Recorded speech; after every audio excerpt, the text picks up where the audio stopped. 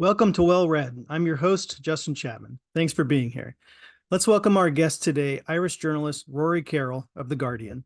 Rory started his career in Northern Ireland. As a foreign correspondent for The Guardian, he reported from the Balkans, Afghanistan, Iraq, Africa, Latin America, and the United States. His first book, Comandante, Hugo Chavez's Venezuela, was named an Economist Book of the Year and BBC Radio 4 Book of the Week. He is now based in his native Dublin as The Guardian's Ireland correspondent. His new book is There Will Be Fire, Margaret Thatcher, the IRA, and 2 Minutes That Changed History. And Rory, this book is such a great read. And I was really struck by, I'm a dual U.S. Irish citizen. I consider myself a student of Ireland, a student of Irish history. I love reading about the Troubles, the IRA, all of that. And I had never heard of this attempt on Thatcher's life by the IRA, Really? incredibly. Maybe that's just like maybe most Americans don't know about it, and it's a well-known thing in the UK. But why don't you start by giving us the broad overview of this story? Yeah. Well, firstly, Justin, thanks so much for having me on the show. Delighted to talk about it. And yeah, that's one of the extraordinary things about this story is that you're far from alone in not being aware of it, or like British Irish people, even of those who were alive at that time, often kind of forgotten it. It was just, and they almost killed the prime minister. So you would like me to just give it like the story and kind of in a nugget of. Yeah, it's a quick Okay. brief overview. Yeah. So the story, the book tracks a decision by the IRA during the halfway point of the Troubles in the early 1980s to try to assassinate Margaret Thatcher, which for the IRA was something completely out of their league that they'd never tried before on this scale. And the book explores why they tried to do this, decided to do this, and how. And as a plot that unfolded over several years, and they deployed as kind of a specialist unit to do reconnaissance, try to track the prime minister.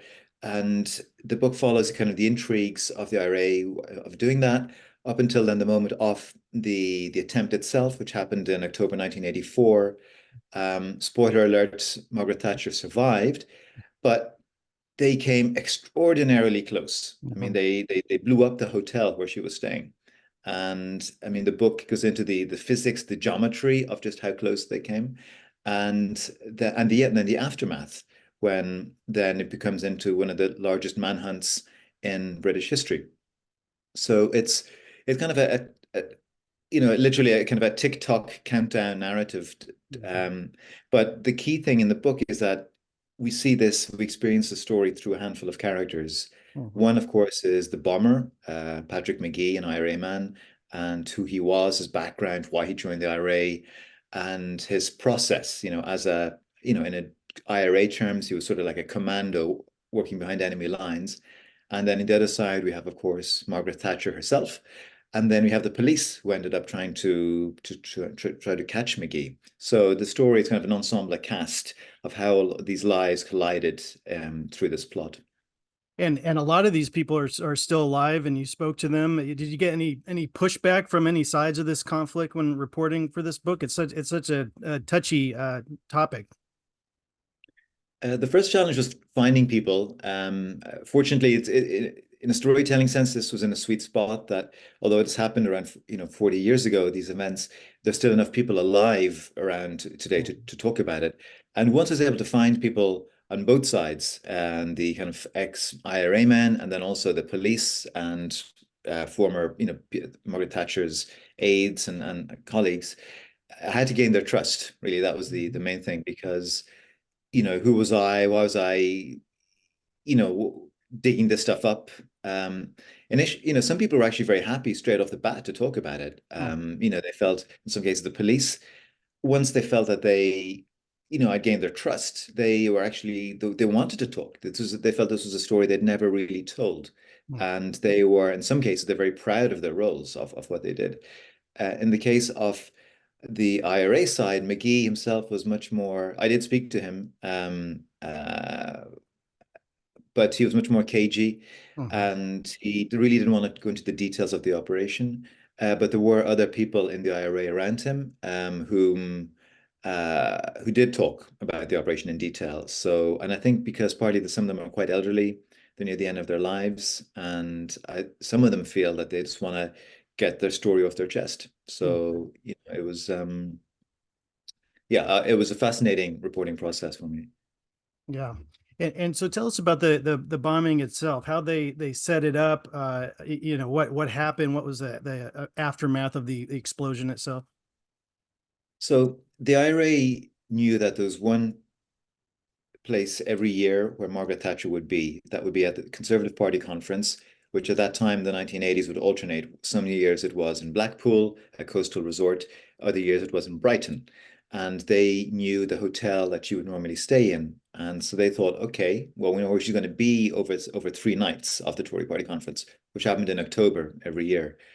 And the IRA had, well, in this case, basically, two semi-secret weapons. One was precision timers for bombs. Mhm. That I mean, the troubles have been going on, grinding on for 15 years, and the IRA bomb makers and engineers, as they call them, had become very adept, very sophisticated at constructing bombs, and they were now cannibalizing VCR recorders, which could give very precise countdowns, weeks, even months in advance for a bomb. So it was a time bomb, but you needed to conceal it. And this then required a second kind of secret weapon or asset, which was some operator, bomb maker, or planter who could operate in England out of the IRA's comfort zone, not in Northern Ireland. This would be for them behind enemy lines, Mhm. where an Irish, especially Northern Irish Belfast accent, would trigger alarm bells. I mean, this was the height of the Troubles. And so they wanted someone who could blend in to, an English milieu, an English setting, and enter Patrick McGee, a Belfast-born IRA member, but who had spent part of his boyhood growing up in Northern England. And I mean, he's a very softly spoken, cerebral guy, but he could do an English accent. Mhm. And it's not easy for someone from an Irish person necessarily to put on a convincing English accent. He could. And he also had other kind of his skill set, matched the mission. And Mhm. so that he was sent, and he was the last link in the chain that took several years to construct of, getting the right type of bomb, doing the reconnaissance at the hotel, at the Tory Party conference, assembling all the parts. And the book is into this kind of pretty forensic detail of how they did that and how McGee then checked into the hotel as a guest 3 weeks before the conference. And it shows why the kind of the matrix of rooms that the IRA knew might work, serve their purposes. And so the bomb is planted, and McGee just walks away, and the bomb is left ticking. And 3 weeks later, Margaret Thatcher on schedule arrives. She's there for 3 nights, and it's on the last night. They waited until the last night that about just before 3 o'clock in the morning, and Margaret Thatcher, being the workaholic, the Iron Lady that she was still up. I mean, she wasn't even in bed. I mean, she was working on her speech, on government business, uh, and when the bomb went off, it what was sort of ingenious slash kind of fiendish about it was the bomb itself wasn't huge. It was about 30 pounds, Mhm. but it was very well selected and it exploded on the sixth floor of an 8-story hotel. Margaret Thatcher's suite was on the first floor, and the bomb exploded upwards. And so again, it wasn't huge, but what the bomb did was it obliterated the rooms immediately around it, then punctured a hole in the roof. And there it toppled a 5-ton chimney stack of Victorian masonry, which then wobbled, and sure enough, it then fell, that plunged through the hole in the roof. And this was the weapon. It was that the bomb weaponized the hotel against itself, Wow. because this chimney stack of 5 tons of masonry started plunging down floor by floor by floor, right directly above where the prime minister was. And Mhm. the idea, the hope, IRA point of view, was that this avalanche was going to collapse, crash through the ceiling of the prime minister's suite and entomb her right there and then. Mhm. And for reasons of geometry, etc., it swerved, just missed her suite, and she survived. Mhm. And so the aftermath then, I mean, in the story, it's, we then see, well, what happens then? And what happens is that, I mean, a huge political shock to the British state. I mean, the IRA came so close to wiping out not just the prime minister, but the cabinet. I mean, half of the government was in that hotel. And so it was such a security debacle. And so the story kind of has to deal with, well, how did the British state, her government, and British people respond to this? Mhm. And then the police hunt for the bomber, trying to identify who did it. And so there's all these kind of political intrigues as well as security level intelligence agencies being involved, and then it turns into this manhunt for the bomber. And five people were killed in the explosion? Yes, five people killed, including one of them was a Conservative Party member of Parliament, and the others were all either Conservative Party members or spouses of Conservative Party members. And several people, notably Norman Tebbit, who was a cabinet minister and Thatcher's lieutenant, and kind of de facto heir to Thatcherism. He was grievously wounded in the bombing. His wife tragically became a paraplegic, and the bombing had a quite an impact on, I mean, obviously personally on his life, but also politically. In it, then basically it knocked him out of the political running, not immediately, but he, there was a parallel history of Britain where Norman Tebbit might have become the successor to Margaret Thatcher. He might have become prime minister, Right. and then he didn't. And I think the bomb played a big role in that. And then tell us about how the police identified the bomber. I mean, he was careful not to put his fingerprints on the card when he signed in. Patrick McGee did, but that's still how they were able to track him down, right? Yes, I mean this was a big test of fieldcraft. If you're, an insurgent slash terrorist, was to when he checked in, posing as an English guest who, was going to rent a room, he had to try to not touch he had to sign the registration card, but he had to try to not touch it, but do so in a way that didn't arouse suspicion. And I mean, here, such a key part of the book and the plot turns on this, and I'm almost afraid I'm going to ruin it for anybody who hasn't read it. But Right. I mean, the police. It turns out that McGee he did touch it at the part of his palm, touched it, and the fingertip. But the challenge of the police was I mean, how did they even get that registration card? It Mm. was in the bottom of a ruined hotel, and the fact that they extracted the registration cards from the rubble was in itself a minor miracle from a policing point of view. Then, I mean, this was 1984. They didn't really have computers and they had no idea who did it. They had no leads because the IRA had kept a very, very tight lid on this. And so the police had to go through this very incredibly exhausting, torturous process that lasted months Mhm. of trying to first take fingerprints from registration cards, trying to figure out which one might have been the bombers, and then try to look for matches to that fingerprint. And so this was, I mean, for kind of true crime enthusiasts, I mean, this was, it's a police procedural, this part of the story, where you see it was like being a fingerprint expert in the 1980s, in the kind of in the analog era. And it's a very kind of thrilling kind of hinge moment in the story when they do identify the fingerprint, and suddenly it's kind of an aha moment for the police. They realize we know who did it. We have a name. It matches the fingerprints of Patrick McGee. Um, and somewhat amazingly, the match that they made, the first match, was with a fingerprint that had been taken from him as a teenager in Northern England when he was caught breaking into a butcher shop.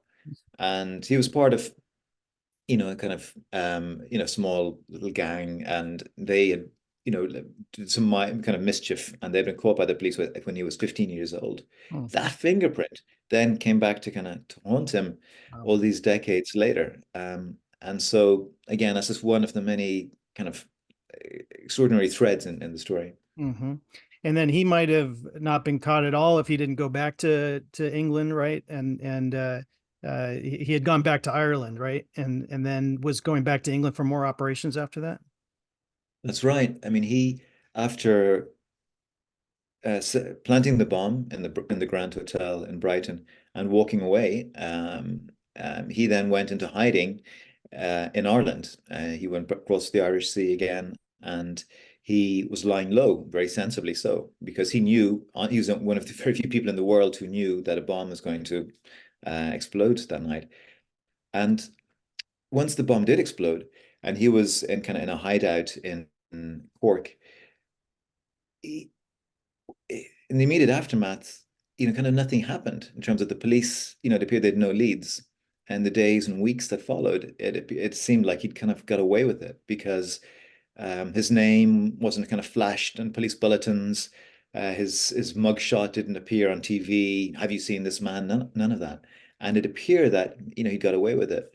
And the British police, once they did, several months later, did identify him, they kept it quiet because they knew that it would be very difficult to extradite him from Ireland. Right. And so the police took this huge risk, which was we're going to sit tight and we're going to hope that this guy, Patrick Magee, comes back, that he leaves the sanctuary of Ireland and that he comes back to either Northern Ireland or Great Britain, and that then we'll nab him, then we'll get him because he doesn't know that we know that he did it. Mhm. And so it was a huge risk. And they knew his nickname among the police was the Chancer because he had been a bomber in the 1970s, and for the kind of the risks he took, or as the way they perceived it, was that he was a risk taker. In fact, he was meticulous. So I think the nickname was a misnomer. But Mhm. he, but but in this case, you need to be careful what you wish for because sure enough, Magee did decide to go back for another operation months later, the following year, 1985. Now, why he did that, that's the book goes into the kind of a bit of the motives of Magee, the psychology, why you would take such a huge risk. You're kind of probably the most wanted man, whether you've been identified or not, but you would be kind of one of the most wanted kind of people. And but he did, Mhm. and but so that was so the British police kind of got their wish, but then they lost track of him because they again the book is into like this in terms of the surveillance and it went wrong, and he disappeared off the radar. They knew he left Ireland, but there was like an feck moment where they realized, my God, we've lost the guy. Like what? Where is he? We don't know. And where he was he had relocated to Scotland, to Glasgow, where an IRA cell was preparing a new, very ambitious bombing campaign in England for the summer of 1985. And he was a crucial operator in that. And the British had no idea of this as a whole new IRA operation in the works. Mhm. And so the story then kind of pivots to what happened then. And so they eventually do catch him. He goes on trial, gets sentenced, but only serves like a fraction of that sentence. Or got out in the late 90s as a result of the Good Friday Agreement. Yeah, again, I'm not sure how much to, I don't know, to kind of to ruin it, but I mean, when the police, it's almost a comedy of errors that there was then surveillance. So he's in Scotland and he's doing reconnaissance around targets in England, and around seaside resorts, plus in London. And he checks into a hotel in London in June 1985. So we're now, I think, what, 8, 9 months after the Brighton bombing. And he does the same trick again. He checks in as a guest. In this case, it's a hotel opposite Buckingham Palace. He plants a new bomb and he walks out the next day and no one knows, no one has any clue. And but then he's on his way back to Scotland to rejoin his IRA cell. We're now in the final stages of launching this operation, which is to detonate about 16 bombs, like 16 bombs around England, which would be over the summer of 1985. And it's on his way back to join his comrades. He has a stopover in the northern English town of Carlisle, where he's going to pick up a new IRA member who's traveled over from Northern Ireland to kind of to reinforce this kind of commando unit. And as it turns out, this other member is being shadowed, surveilled by a secretive unit of the Northern Ireland Police. And they don't have no idea what he's up to. They just know he's up to something. And so they found it, they stumble basically across McGee and the British English police who joined them. It's a complete fluke that they suddenly see McGee and he's on their list, except amazingly they didn't know he was a Brighton bomber because the intelligence agencies had kept that a secret. Mhm. So even from a lot of the police. So anyway, the story, there's a climax where in a Glasgow tenement house where the IRA unit is surrounded by the basically a posse of British police. And it could have ended up like Butch Cassidy and the Sundance Kid, in terms of like a very bloody Mhm. scene. But as it turned out, McGee is caught without a shot fired, very dramatically, but he's caught. And the trial, the following year, I think now it's over 1986, he was tried and he was sentenced, I think, to 30 years in prison. And he served about half of the sentence. And what he was kind of lucky in the sense that, I mean, well, serving 15 years or so, 14 years is no joke. But in 1998, the Good Friday Agreement was signed in Northern Ireland, kind of drawing more or less a line under the Troubles. And part of the deal between, the British government and Sinn Féin and the IRA and others was that all paramilitary prisoners would be released, and that included Patrick McGee. And so the following year, 1999, he was released. And I mean, this was a huge scandal at the time. Mhm. I mean, Margaret Thatcher's old buddy Augusto Pinochet, the Chilean dictator. I mean, he said, "Oh my God, him too," in sympathy with Thatcher. But McGee did. He just, yeah, he walked out of prison, and then he was able to start a completely unexpected new chapter in his life. It's really interesting the whole reconciliation tour he goes on to do with the daughter of one of the victims, and how introspective he and the IRA get about it. From the IRA's perspective, what did the Brighton bomb achieve? And he wrote that, well, in his memoir he wrote, "I'm satisfied that we prevailed," but did they prevail? Ireland is still not united. And then from the British perspective, what did the Brighton bomb change? You mentioned it sort of changed the political landscape at the prime minister level, but then you also talk about um, uh, Thatcher gets increasingly conservative and sort of paves the way for Brexit eventually. Yeah, well, there's a lot to unpack there, but briefly, I mean, some of the afterlives of the IRA men are just amazing. And in case of McGee, he was befriended by the daughter of one of his victims. Anthony Berry was the Tory MP who died, whom he killed. And his daughter, after he was released in 2000, 2001, I think she approached him and they struck up a remarkable friendship which endures to this day. They have appeared on stage together more than 100 times, Wow. speaking of their friendship, their attempts to reconcile and to find meaning in the case of Joe Berry of her father's death, and for McGee to explore, why he did what he did. And he McGee, it's very interesting that it's in terms of redemption or otherwise, because he expresses remorse for what he did. He says that he feels that he he can now see the humanity of the people he killed, and he has something he says he didn't recognize at the time when he was doing it, and yet he still defends the what he did. He still defends the planting a bomb in a hotel filled with sleeping civilians and the IRA campaign in general. And as to then, well, what did the Brighton bombing achieve? I mean, for the IRA, well, it was a real roll of the dice that they felt at that time. They thought, well, the Troubles had kind of hit a stalemate. They weren't going to be able to push the Brits back into the sea. I mean, they recognized that by then. And so they thought, well, maybe let's just blow up the government and see what happens. And so it showed the IRA was a propaganda victory because it showed that they, were serious players. If people hadn't already noticed it by then, that they really were serious players. And one of the observers of the Brighton bombing was Muammar Gaddafi, the Libyan dictator. And Mhm. he was so impressed by it that he decided to start arming them. He started resuming arming them after a long lull, and he started sending them hundreds of tons of gear, as they call it, as a response to this. And so, and yet, what did the Brighton bomb change? I mean, from the British point of view, I mean, Margaret Thatcher continued, I think to her credit, she was not dissuaded or she did not derail from what a strategy she had already been on, which was leading her towards negotiations with the Irish government, which led to the Anglo-Irish Agreement, which gave for the very first time, it gave the Dublin government a role, a consultative role in over Northern Ireland.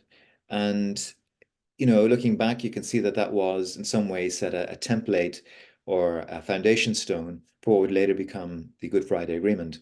Well, And so, but then, but then to answer the question from Britain, from the British point of view, what did it change? Well, two things. Firstly, security protocols, just like in the US after 9/11, mhm. just went up on another level that they'd never seen before.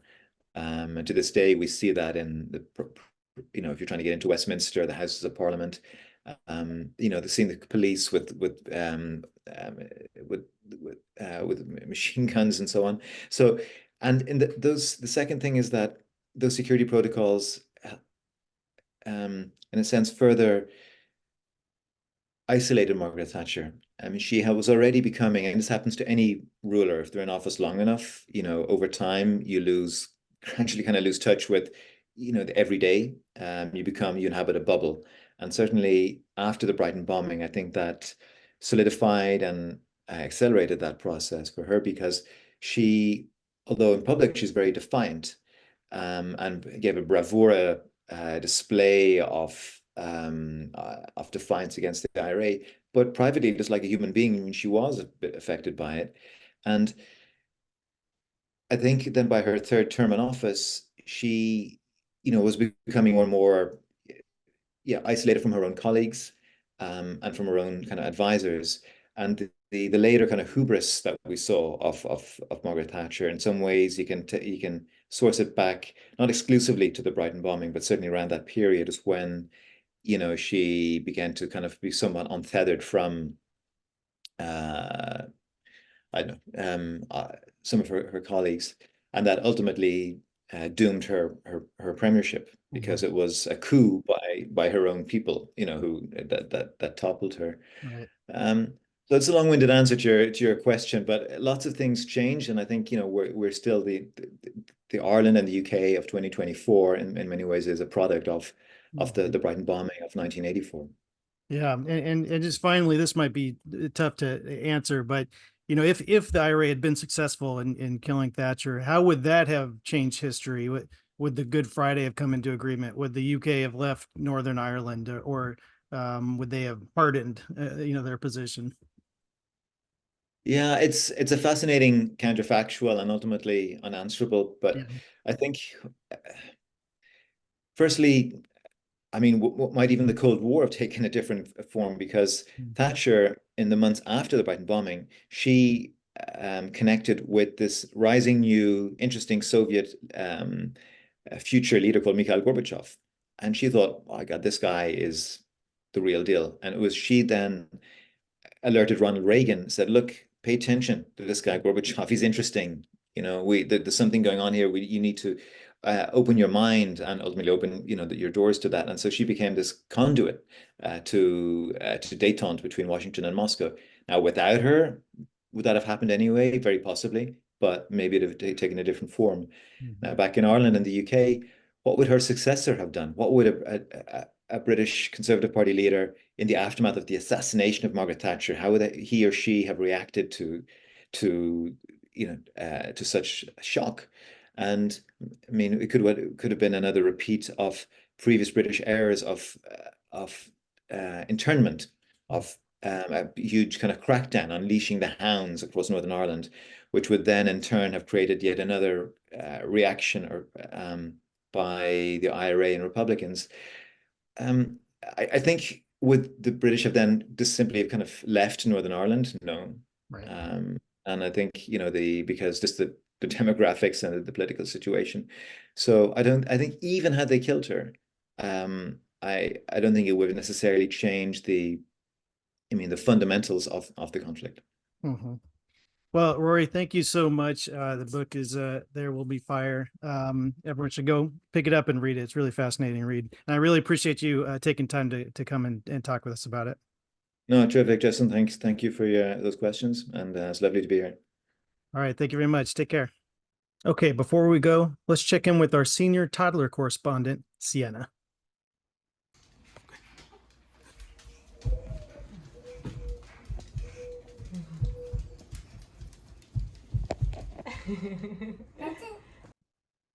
Thank you for that report, Sienna. And thank you for watching this episode of Well Read. Learn more about my work at justindouglaschapman.com and sign up to receive my free email newsletter to get updates on what I'm working on at justinchapman.substack.com. And remember, a life well read is a life well spent. So go read a book. Till next time.